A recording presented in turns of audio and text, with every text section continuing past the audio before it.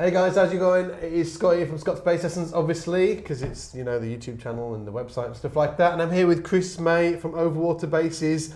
We did a video last month talking about issues with noise in basses and, talking about shielding and different pickups and things like that. And what Chris wanted to talk about this week is signal quality in basses, which I have absolutely no idea about at all. So I'm going to be learning as well today. I have no idea about what you're going to talk about, Chris. Do something. Okay. Hit me with it.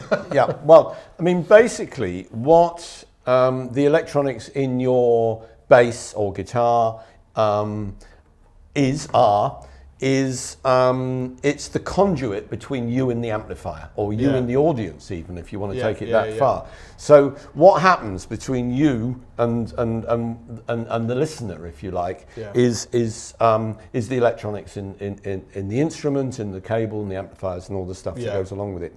And there can be obviously issues there. Technology changes all the time, and we've obviously got much better sound reproduction in every field, be it recorded or live or whatever, than we used to have. And the people, the design of these things, there are sort of fashion-led things, but a lot of the, but it's moving all the time. Yeah. But a lot of the stuff that we've got in the sort of guitar-based world is actually very old technology. I was going to say it's still the same, still like jack plugs and jack sockets and the know. pickups and the way that the internal electronics in a lot of instruments, the very popular instruments, were actually instruments which were designed in the 1950s and 60s, and if you kind of relate that to other technologies in your life, you're not using the same telephones, you're not driving the same cars, you're not using the same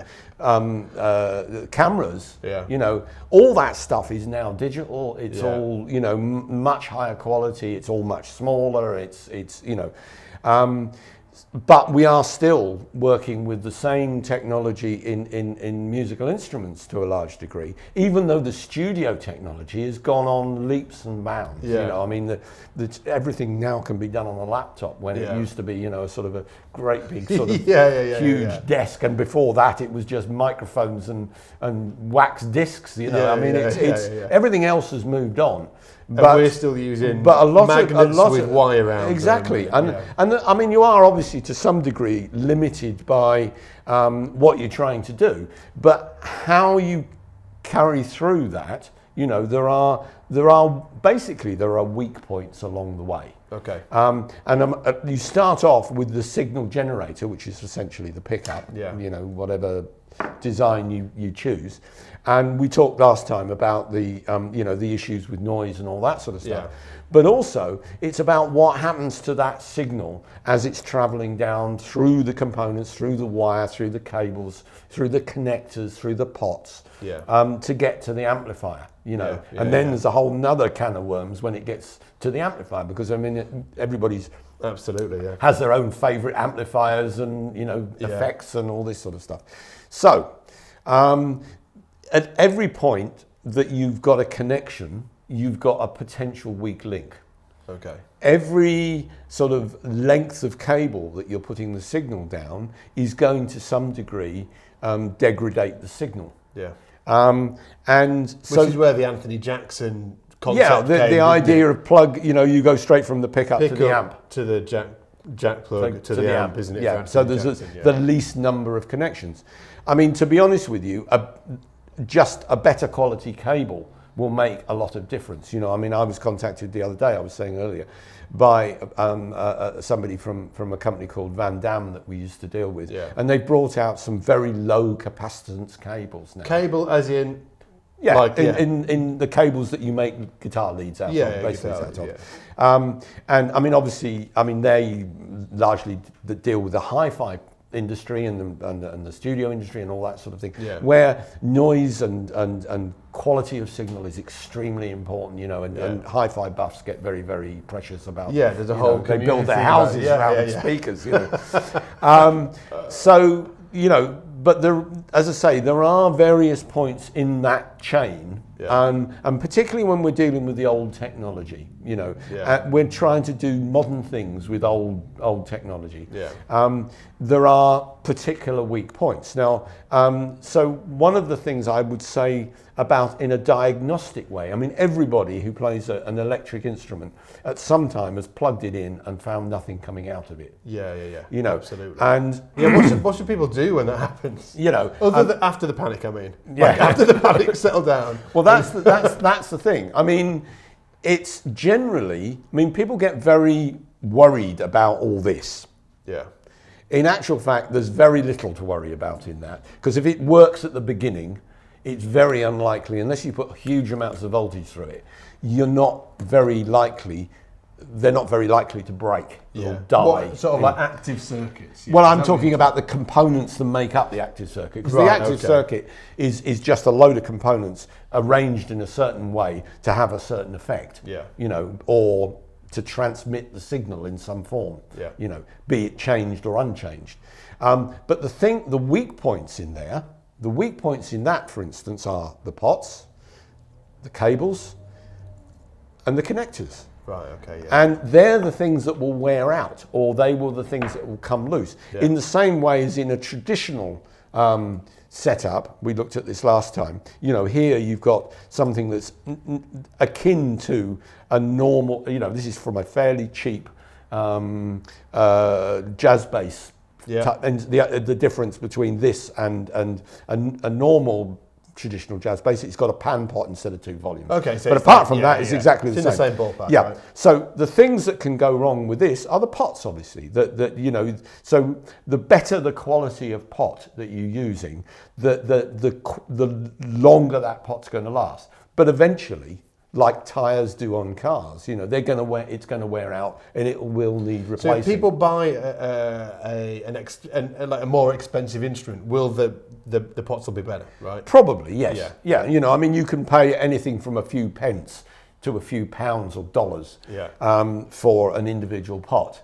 I mean, just price doesn't necessarily make it better or worse, but I mean, obviously, and pots have more functions. I mean, for instance, on this circuit here, you've got a pot that's one of these, I think, has got a pull on it. Yes, there we go. So there, not only have you got 2 functioning pots, you've got one on the top and one on the bottom, you've also got a switch. You know, and all that's going on in that little tiny piece of plastic there, basically. And it's very precisely engineered, whereas, you know, one of these pots is a simple track with a bit of bent metal wrapped around it, you know. But that doesn't mean that doesn't function for what it does any worse than that does. But that might last a bit longer because it's a more sophisticated, more... I was going to say, if you had to put your money, which one's going to last longer? Closer tolerances. Nevertheless, those are the weak points. The other places that you get weak points are, for instance, the jack sockets, connectors. Now that's what most people will recognise as a jack socket. This is where I've had most problems. You know, jack sockets generally I've had, or loose pots. I get loose pots sometimes, you know, on sort of... Well, what happens with pots? I mean, if we'll do the pot thing first. What tends to happen with pots is the easiest thing to happen is that the nut that's underneath, I can't get that off. I thought it's got a grub screw on it. That's why it won't come off. But the shaft of the pot is clamped to the plate or to the front of the guitar using a nut. And that nut, if it works loose because you're continually moving it backwards and forwards, putting a little bit of pressure at the end each time, that nut will eventually come loose and that pot will start to rotate itself, not just the shaft. And obviously the wires connecting it are relatively short. I was going to say to everybody, when it does, if you do get a loose pot, don't keep going. Don't keep going. Just take it out of the cavity and just pull the knob off and tighten it up. Otherwise the wires will end up coming off. And that's going to kill. That's going to kill the bass. And if you're, you take it out of the case at the gig, and you haven't got a soldering iron, you're basically buggered. Yeah, absolutely. If you excuse the language. No, I have to do it. So, that's something that you need to guard against, and it's something to be aware of. And very often, if the bass suddenly goes dead, and it's particularly if it's something as simple as that, but even if it's something as sophisticated as that, as I say, it's very unlikely that any of that's gone. It's probably something where there's a wire joining to it. Yeah. That's where it will have gone. So you can just look and there's a loose wire there that needs to be connected to something. What can I do with it? Yeah. So getting back to jack sockets. I was going to say is jack sockets obviously the jack socket. culprit. I mean, if you actually look at the function of a jack socket, I mean, essentially, have we got a plug that we could just plug into it? Have we got one just laying there somewhere? But basically, a jack socket. There's one down there, Gav. Come on, Gav. This is the professional. We've got the cameraman finding props for us. So when the plug is plugged into the jack socket, it obviously has to make good contact with the contacts. And like magic. Yeah, like magic. Here we are. Here's one I prepared earlier. Yeah. So we press that in there, and it notches into the jack socket. Now, I mean, everybody is aware of how these work, but if that hasn't got a good hold, then you're not going to get such a good connection. Equally, if the connection points become tarnished or corroded, if they get a bit rusty or anything like that, you're not going to get such a good connection. I mean, I noticed that it's a gold-plated plug. That's the way I roll. Well, it's great. Gold-plated jack plugs are fantastic if you're only going to plug them in once, because it's a great conductor. But because of the price of gold, there ain't much on there. So when it's been in and out a few times, you're much better off with a jack plug that's actually plated in something like nickel or whatever, because they'll probably put a lot more on there. But anyway, so as I say, the connection and the cleanliness and all that sort of stuff is important. What also happens... Should people squirt stuff in these? You can clean them. I mean, on a jack socket, I would think that probably the easier way to do it is, rather than squirting something in it, is actually using something abrasive, like one of those little emery boards that people use for doing the nails that sort of thing. Get one of those in there and just clean up get any residue or whatever off. But yes, I mean, you can get solvent. These are pretty solid, aren't they? Yes, I mean, this is a Switchcraft, which is a good quality make. Considering that they've been, it's the same thing that was happening in the 50s, they're pretty solid. But at the end of the day, it's a bit of bent metal. Yeah. And it's got some spring in it, and as it gets older, it gets metal fatigue, and it starts to become not quite as springy anymore, and it starts to bend in, so the jack socket moves about. And again, we've all been aware of that. You plug it in, and every time you move, it crackles. And they're super easy to replace, aren't they? Absolutely. I mean, something like that, I mean, if you buy it from a guitar shop, it'll cost you probably $5, but if you buy it from somebody like Maplin, one of the consumer electronics people, it'll cost you £1. You get them in different qualities. All you need is a soldering iron and exactly, and as long as you follow exactly the wiring. I mean, this is a stereo jack socket, which has been used to actually turn on a circuit. That's why we use the stereo one, because it's done through the negative side. I really disliked, the silver tubey ones. Yeah, well, the problem with those ones are, and I will come to sort of other. How could we? We haven't got one here, have we? We haven't. No, I should have brought one with me. They're in a ton of basses. How would you describe it? They're called a barrel jack. A barrel jack. Yeah. So you can't see the problem with the barrel jacks are they're very neat and very discreet, and they work great when they're new. But there isn't enough room to get much spring steel in there. Right, okay. So that springiness basically dies quicker. Yeah. That's the main problem with barrel jacks. They're used a lot in Far Eastern basses. They are. Is that I have fair to to say, say? I mean, I've used them. I do occasionally use them when people ask for them. Yeah. But I always do it with the proviso that they've got to understand that it will need replacing It's more. not going to last It won't last as long as that. But that will still need replacing eventually. Can we talk about this? 'Cause Right, these are what okay. you use on your Yeah, basses. now this is essentially inside there, you've got something that's not that different from what's in there, except it's shielded in a whole great lump of cast aluminium, probably, with a bit of plastic holding it all stiff. Yeah. But what you've also got is... It's a lock, isn't it? It's a lock. And what that means is, once that's in there, even if that were to be losing a little bit of its spring, it can't move. Yeah, it's just locked in, yeah. And you can't step on the lead and suddenly find you've pulled it out of the instrument.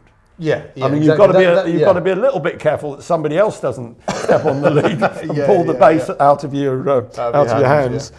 But it is a more elegant solution. Is this inside that basically? Yeah, Is essentially. it very similar? Yeah. I mean, again, it's got 3 terminals, Yeah. same as that has. It's got 2 different places where it's touching, or 3 different places where it's touching the jack plug. And yeah, I mean, it's exactly is this that. something that people can fit in their own basses if they want to, or not easily without. I would, if you were thinking of doing that, because it needs a flat. It needs a flat space and it needs a big hole. Yeah. So on Chris's bass here, you'll see that it's actually flat around the point where it's been actually held onto the actual bass. Yeah. So could you do it on a P bass on the front of it, or would it work? No, you couldn't. You couldn't use something. I mean, there are obvious. I mean, if we build a J-style bass or a P-style bass, unless somebody asks for an edge-mounted jack, and people do, even with those style of instruments, no, you can't. Obviously. So you can't. I mean, you could mount it in the face. You can mount it anywhere. Yeah. I mean, essentially, it's a similar device. I mean, that's the next step. Is an XLR, And I mean, I have a particular customer who tours a lot, and to be indelicate, sweats a lot. Oh, okay, has a very high energy gig, and does about 200 gigs a year or something, and they do put a lot of effort into it. And because he does sweat quite a lot, it gets into everything. And I've replaced all the jack sockets on his basses with XLRs at the insistence of his sound engineer. Really? Yeah. Do you get a better signal from it or not? Well, what it just means is that it's all a bit more. There's a bigger point of contact. Right. Okay, so if that starts to corrode. Because there were basses, I think you guys did it, I saw other guys doing it, that had at one point jack sockets and an XLR socket as well. There is a bass through there that has that. Right, okay, and what we use the XLR for in this particular circuit has the facility to have a balance line output. Right, now that's another whole kettle of fish. You can only obviously put a balanced line out into a balanced input. It won't work. Is that for like going into desks directly? Exactly. Like that? Okay. Yeah. It's not phantom powering, which is something we have to remember because I'm so unknowledgeable about all of this. I'm so plug in and go. I know what phantom power. I'll tell you what I know what phantom power is. I know if something's not working, I check if the phantom power button's on, and then it works. That's all I know. I mean, it just means that there is a power source going into the device, and microphones use it quite often, and various other things. But but we again, because we work with a lot of studio people and stuff like that, we developed a circuit a lot of years ago that had a dual output, one which was a normal high impedance or medium impedance output, which you just plug into an ordinary amplifier, and one that has an XLR, which is a balance line which will go straight into a desk. You could run both of them together if you wanted to run a very clean signal into the desk, and then as it were a process signal through a speaker or through effects or whatever, or you can run one at a time. But it's just one of those sort of little extras. But in terms of being a connector, it's just a soup because again it latches in. With the whole XLR connectors, you have to press a button to get it out. To actually get it out, and it can't wobble about. So did Alembic use them? Yes, Alembic. Well, they also use phantom powering. In the early days, Alembic were one of the first, if not the first. Actually, they weren't. I believe that there were people making active electronics in the 1950s and using hearing aid valves. Really? Hearing aids of the 1950s had little tiny tubes, little tiny valves in them, about the size of an LED, but they were little tiny. And somebody, I think it was Guild, the American company Guild, that built an active guitar, and they had valves inside the guitar. This is pre-transistor. Yeah. So I mean, but Alembic were the first company to start doing that. And I mean, Alembic really, I mean, bass technology, there are 2 points at which bass, I mean, there were bass guitars before Fender. There was somebody, I can't remember his name now, Paul somebody, made a bass guitar in the 1930s. Yeah. But because the electronics weren't there, and a bass guitar, an acoustic version, just isn't loud enough for anything. It needs to be so huge. But obviously Leo came along, he saw the potential of it, and he became the mass producer of it. And to a large extent, we're still building instruments that owe us tremendous amounts to him, and we're still dealing with some of the problems that he introduced. Because of the technology he had available at the time, and also remembering that he was working to budget. A lot of the things about, I've said this before, but a lot of the things about a Fender guitar is down to cost. It's not down to manufacturing. Exactly. It's production engineering. So the fact that it's got, we're using bolt-on necks here. That the reason why you use a bolt-on neck is because it's easier to process than one whole instrument. A traditional Fender type instrument has a flat headstock as opposed to this angled headstock because they use a smaller amount of wood. And all these things and the modular nature of the electronics, the fact that they could pre-manufacture and then drop it in. It's a use of. It's the same as the car manufacturing that was also developing at that time, or developed in the 30s, with Ford and all the rest of it. So, there are lots of different reasons why we do things in certain ways, and they're not all to do with the product. They're to do as much about the production. The production of it. And we just get stuck in that groove. But people get used to. Hearing certain things and working with certain, bolt-ons have a certain sound. Absolutely, and then we start to look at why. And I mean, we're going off piste here a little bit. But I mean, for instance, this guitar, although it's got a bolt-on neck, the neck actually runs all the way down to the first pickup. And it's tapered, and you've got a much more secure joint. So there's better transference. So you're getting a bit of that you would get with a through neck or a glued neck on a bolt-on neck instrument. And I mean, there are all sorts of, subtle things in there that people we can talk about in another issue, shall we say. But getting back to the signal quality, so we've gone through the pots, we've got pots, and we've gone through the jack sockets or whatever other connector, and then we get to the cable. Now I was going to ask you about cable. Well, again, I mean, as I mentioned earlier, the quality of the cable makes a tremendous amount of difference. But what happens with a cable, with all cables, that you get a certain amount of capacitance. And capacitance is the same effect that you have with a capacitor, which is used in a tone control. Okay. So it basically bleeds frequency away, or it blocks frequency.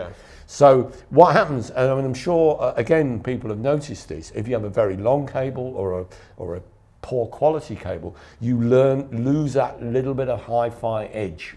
You lose some of the quality of particularly the high-end frequencies that make up the I was going to say it's the high end that gets affected. It is. The high end tends to be the first one that goes in any circumstances. And that's the thing that gives you the crispness. We're dealing with bass frequencies, but it's a spectrum of frequencies. Yeah, you've still got that real. You've got to top have end that. in there, yeah. You know, Yeah. obviously some people more than others. You know, and we use different instruments in different ways. Yeah, if you're playing in a dub band, you might be all right. Yeah, you know, with flat wounds and one of these in the, you know.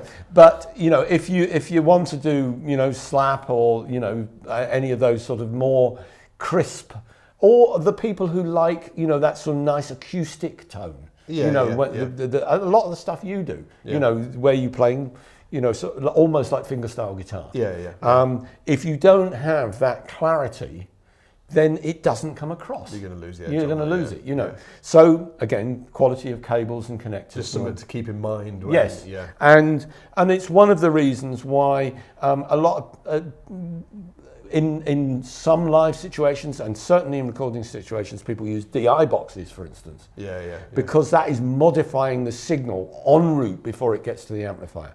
Now, the amplifier, I mean, you're not just plugging into, most amplifiers, you're not just plugging into a power amp just to make it louder. Yeah. You go through a preamp first, and the preamp stage of the amplifier is where the tone is shaped to some degree. You know, it allows you to play with the tone controls, and it allows the amp manufacturer to maybe tune a dedicated pre-shape into the amplifier itself to give it a character. Yeah, to give it some character. Yeah. Now, personally, I prefer up to that point for things to be as flat response as possible. So you are hearing of much of the wood of the instrument as you can. Yeah. And all the rest of it is a conduit to take you along to that point. And all the things that we put in the way, and all the connectors and the pots and the leads and all the rest of it, will all be taking a little bit away. Plus the fact that because the impedance of the output impedance of a magnetic pickup is quite high, you're losing more of that than you would if the impedance was lower. Yeah. And for technical reasons, I won't go into now, partly because I can't explain it sufficiently, to be honest, but I do know that it's the case. Now, for instance, the reason why I brought this... the piezo pickup. This is a piezo pickup. It's a nice flexible one. So basses like Steve Swallow's Citroen uses piezo. Yeah, they use a piezo pickup. I mean, some people use Rob Allen basses. Yeah, I mean, acoustic instruments, of course. Yeah. But also some electric instruments, they will put a piezo pickup into the wooden part of the bass, so that you can have some acoustic resonance from the wood directly. Yeah. Now. Yeah, I think F-Bass do some with the frequencies. Yeah, I mean, a lot of people do. We have, I mean, most manufacturers do offer it as some sort of, or certainly higher end, as an option, yes. I mean, it can be very harsh if you're using it with metal bridges, which is why a lot of the people that build those electroacoustic instruments use wooden bridges. Or partially wooden bridges, because it softens and gives you a much more natural tone. But the thing about a piezo pickup is that it's an ultra high impedance device, and if you don't lower the impedance, it will just sound really tinny and not very nice at all. So to get the full, you have to lower the impedance. Now this particular pickup, which is made by a company called Headway, a guy called John Littler, and we use them in some of our semi-acoustic basses, has actually got a little tiny preamp built into, believe it or not, within that heat shrink is a preamp. Which lowers the impedance. All it does is lowers the impedance, adds just a little bit of gain. Right. Does nothing else. And then that's why we've got a second wire, which is a battery connection. Right, okay, yeah. You know, which is that the same pickup that's in mine? It is, isn't it? Yes, yours doesn't have the preamp there. Yours has that. Oh, right. Okay, which is a preamp, which is somewhere else, and we'll come to that in a minute. But the fact that that's lowering the impedance of the signal means that we don't get so many of those losses in the cable, and you get a much fuller, better quality signal to the amplifier or the desk or wherever it's going.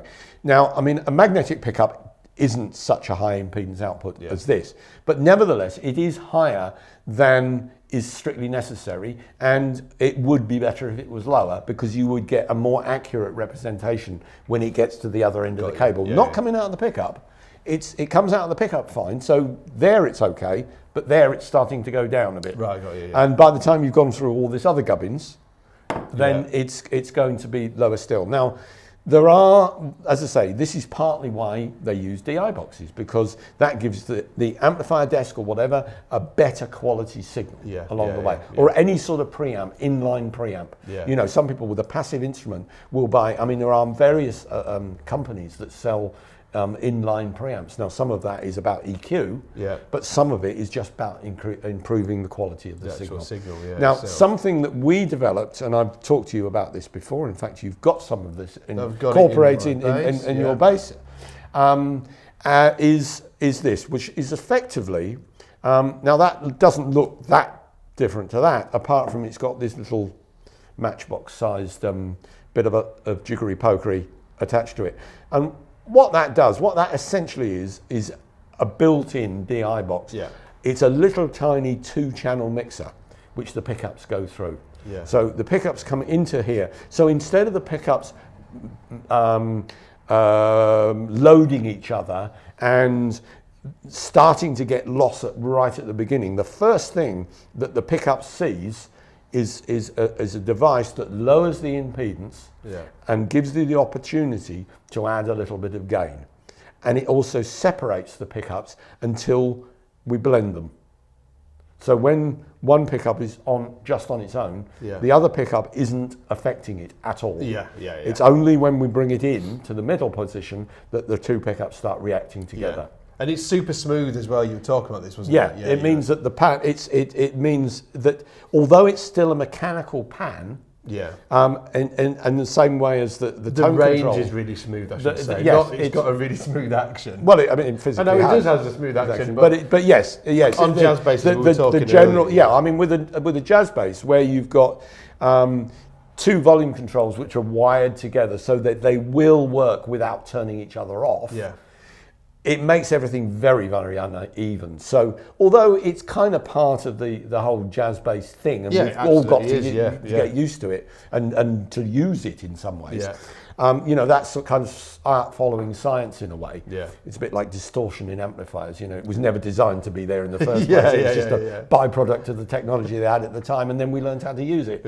But we learned how to rock. And you know, the jazz bass 2 volume thing is a bit like that. But as I say, you will get more different tones out of just 2 passive pickups and 1 passive tone control, if you can separate the pickups more effectively. But you can only do that by having an active circuit. You have to have a power source, a battery, to enable you to do that. It doesn't change the sound, and what it actually does means that it lowers the impedance and it adds that little bit of gain. So by the time it finds its way through all the passive components and the cable and the connectors, when it gets to the desk or the amplifier, it's actually very much closer to the signal that comes out of the pickup, which is reflecting what the bass, the wood of the bass, the tonality of the instrument is, than if you were just plugging the pickup straight into the cable. Got you.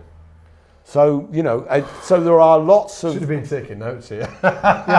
You know, and I mean, just something I would just mention when we were talking about shielding last time, and I just brought in the acoustic element here. I mean, this is a preamp that's specifically designed for acoustic frequencies, if you like. It's got a variable mid-range in it and stuff like that, which is very useful when you're dealing with acoustic instruments. But if you stick that straight into an acoustic guitar, like Scott's acoustic bass there, it's very difficult to shield that because you can't shield the entire inside of the thing. So what we do, and what a lot of other manufacturers will do, is that they will have a little box that those electronics. And you see them on acoustic guitars. If you look inside an acoustic guitar, it's all held inside fit of a over box. it. And as long as that is grounded, that will shield the and that all helps with the and again this device takes the place of that, and it lowers the impedance of the signal, so the quality of the signal that comes out of this. And another thing which I would just add to here, something we've got here which is being increasingly used by circuit manufacturers, is these sort of terminal connectors instead of having to hand solder the wires onto the circuit board, or onto the pot or onto anything else. Yeah. All you have to do is just make sure the wire is neat, put it in there and just tighten it up with a little miniature screwdriver. And it's very easy that circuit can come out without any soldering at all, as can this one. Really? You don't. So, if something breaks down and somebody's halfway around the world, the roadie drops it and knocks a pot off. Yeah. I can mail them one of those, and as soon as they can get it, they can change it in the hotel room with a screwdriver and an adjustable spanner in minutes. In minutes, yeah. So there's none of this find a guitar tech and a soldering iron and burn the sheets or whatever. Yeah. Yeah. I've changed pots in the back of vans and in dressing rooms and hotel rooms plenty of times. Anyway, so that's something about signal quality. Yeah. It's obviously like a real big subject, but the fundamentals of it are pretty simple, aren't they? I think it's when you capacitors and impedance, and anybody out there that knows me will know that I am completely Yeah, well, you rely on other people for that. Yeah, I rely on Chris to do it. Anyway, Chris, thank you for coming and joining us today. Hopefully you enjoyed this, guys. Again, if you want to check out Chris's website, Overwater Basses, awesome basses. I really recommend checking them out. The link, if you're on YouTube, is in the description box, and if you're on the website, scottsbasslessons.com. The link will also be below this video. Chris has also got a course in the academy over at Scott's Bass Lessons where he tells you how to set up your bass, intonation, string heights, and all those gubbins. I noticed that you used the word gubbins actually when we're talking. Yeah, I don't know. Do you guys in the States use the word gubbins? I love that word. It's awesome. Anyway, so if you want to check out Chris's course, I'll put a link in the description as well. And other than that, we'll see you next time. Take it easy. Bye. Bye.